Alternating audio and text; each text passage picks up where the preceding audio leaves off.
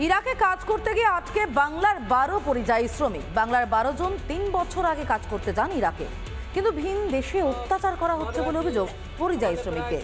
8 মাস আগে ভিসা শেষ হলেও জোর করে আটকে রাখার অভিযোগ। বেতন না দেওয়া থেকে ঠিকমতো খেতে না দেওয়ারও অভিযোগ।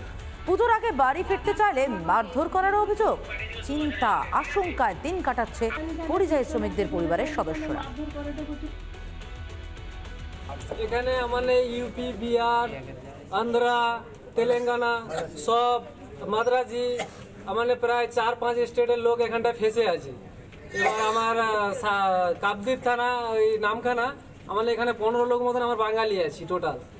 মানে আসছি আজকে 3 বছর। আমাকে পাসপোর্ট শেষ হয়েছে, পাসপোর্ট লাগায়নি, রিনিউয়াল করায়নি, ভিসা শেষ হয়েছে, ভিসা লাগায়নি, মেডিকেলের কোনো ব্যবস্থা নেই, তারপর খাওয়া দাওয়া ঠিক নেই। আজকের 7-8 মাসের স্যালারি ভেসে আছে ভাই। আমাকে এটিতে কোনো ঘরে ছাওয়া যাওয়ার কথা কইলে মারধর বিভিন্ন রকমের পেশার দাটে।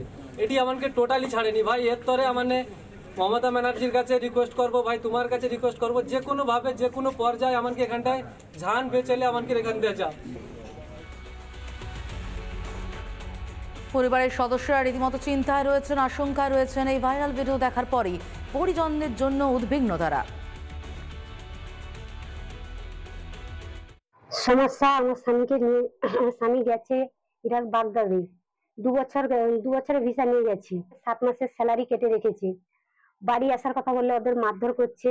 এবার শরীর অসুস্থ, কাজে যেতে পারছে না, তাই মারধর করছে, জোর করে কাজ করাচ্ছে। আমার শরীরও অসুস্থ, বলেছি তাও আসতে দিচ্ছে না। খুব কষ্টে রেখেছি। এবার আমার 4 জন ছেলে মেয়ে, আমি তাদের নিয়ে খুব কষ্টে আছি। ওখানে বাড়িতেই থাকতে পারছি না, এতই চাপ দিচ্ছে। ধার দেনা করেছি, তারা চাপ দিচ্ছে, বাবার বাড়িতে এসেই আছি।